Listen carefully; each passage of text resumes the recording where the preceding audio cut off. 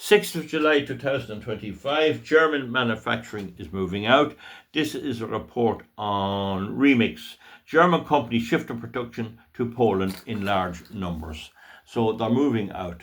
Now, my space here on this phone is not that good. So if I get cut off, I'll just post it anyway. Please understand. Now, it says here, German companies are increasingly choosing to transfer their manufacturing production to Poland, such as German appliance maker Miele, M-I-E-L-E, Miele. However, most of the companies interested in doing so are medium-sized.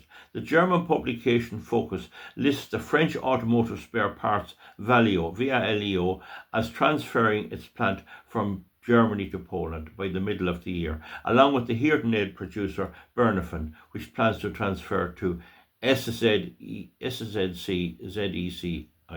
Zwicken or something like that. I presume it's in Poland. Focus reports that there are larger enterprises looking to make the move as well. Volkswagen is transferring its production of their combustion engine Golf vehicle from Wolfsburg to Poland. There you are. They're not making the engines there anymore. Poland. And Mercedes is building an electric delivery vehicle plant in JAWE in Jowar. IKEA is already producing most of its wooden furniture in Poland.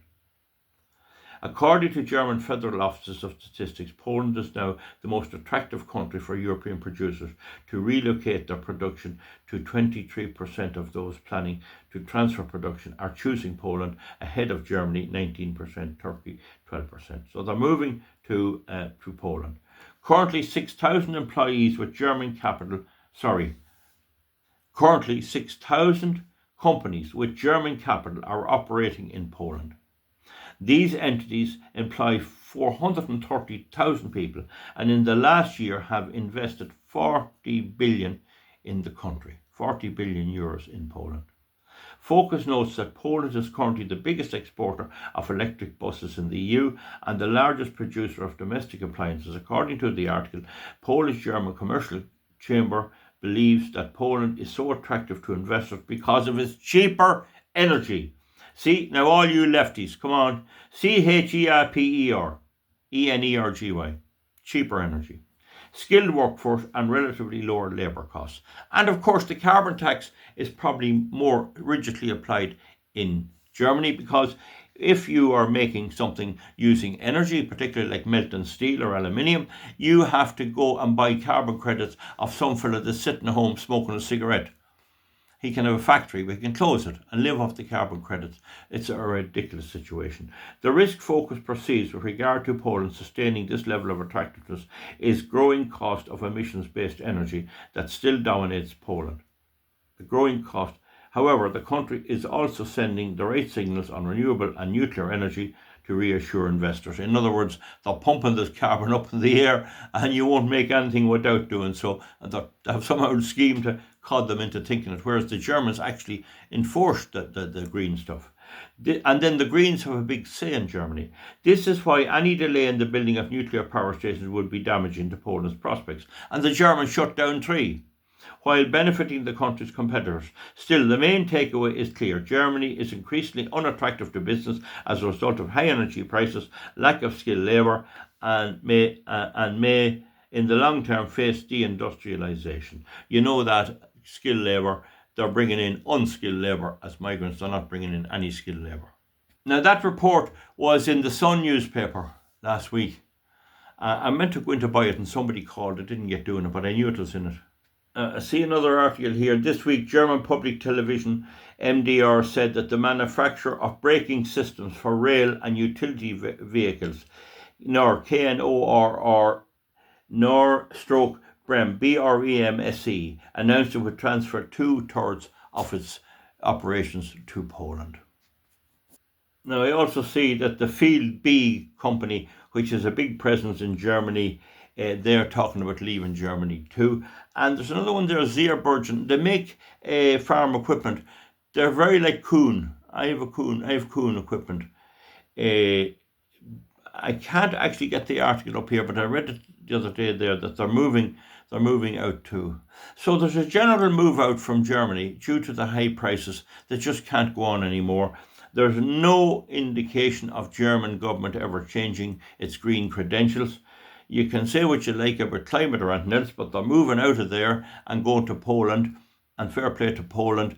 There was a rather conservative, is it Prime Minister or President elected in Poland the other day, and there's your man is there, the other fella,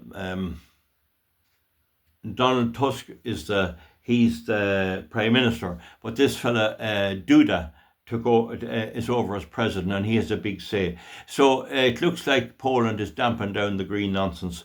Meanwhile, the Germans, the French, the British, that have all destroyed their manufacturing, all think they're going to beat Russia. So on one hand, they're shutting down industry due to the climate change, and on the other hand, they want to fight wars. And I don't think the penny has dropped with them yet that a war needs an army, but it also needs manufacturing. And they're in big trouble. They haven't the munitions or the weapons or the tanks or anything. And the politics of Europe is mainly run by mothers and women and things like that who vote, and they don't want guns. They don't want even sportsmen with guns. And as a result, the shooting industry has been hollowed out to a degree, and the speciality expertise is kind of killed. Now, when they go to start it up again, they won't have that expertise. So they think they can do it with automated machines. Good luck with that. And then, of course, they want the Americans to fight the war. And Trump realizes he doesn't. He's trying to stay away from that. So that's an example. And then you have the motor trade decimated, and you have the German motor trade and the British motor trade. And the other little point now before I go, in the UK, where the Starmer left-wing communist government is in full flight, anyone selling cars in their garage has to sell 22% of their cars have to be electric vehicles, fully electric vehicles, and that's last year. And in this year it has to be 44%, I think it is. This is a report from the BBC, BBC, and it says that the owners of Vauxhall have told staff it will close its van making factory in Luton in April. That'll be next April.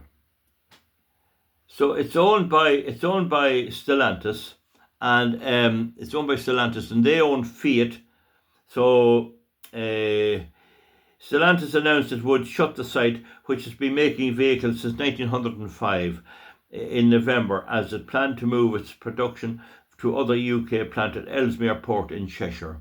Now, after work ceases in Luton, machinery will be transferred to Ellesmere Port, and production on Vauxhall medium all-electric vans will commence in 2026. The Labour leader of Luton Council described it as devastating. Vauxhall, she said that it had been an integral part of the community. Stellantis, which also owns Citroën, Peugeot, Fiat, previously said rules imposed to speed up transition to electric vehicles in the UK had partly driven its decision. So there you are. It's there in black and white. Current rules state that the EVs must make up 22% of manufacturers' car sales this year and 10% of van sales. In December, the government called for the car firm to review its plans and close the factory. This is the government that did it. There's some two-faced people, to go for it.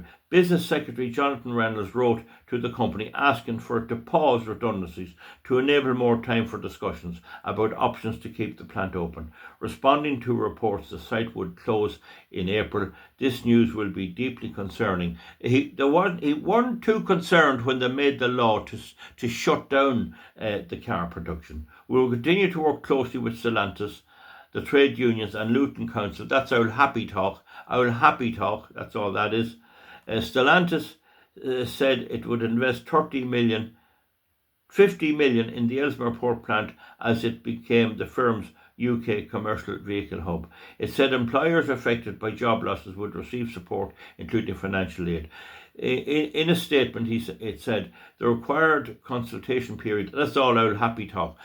They have to sell, if they don't sell 22% of their cars electric the first year, and I think it's 22% after, so that by you get to 2030, it's 100%.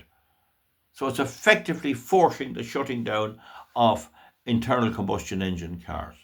And there's the result. They're moving out there. There'll only be one place left. And this is happening now in Germany and everywhere else. So I think people are very foolish in Ireland in election time to swallow this. I mean, if Fianna Fáil and Fine Gael, you wouldn't expect that from Sinn Féin. If they go along with the European thing, you'd think people would like to keep their cars.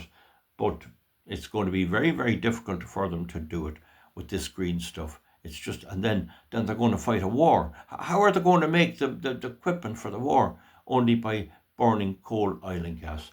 Okay, folks, that'll do. We'll see you back. Just 10 minutes, a short enough video. So it's just that what I prophesied has come to pass. It's happening all over, and we'll do more on it again. Good luck. Bye-bye. Thank you.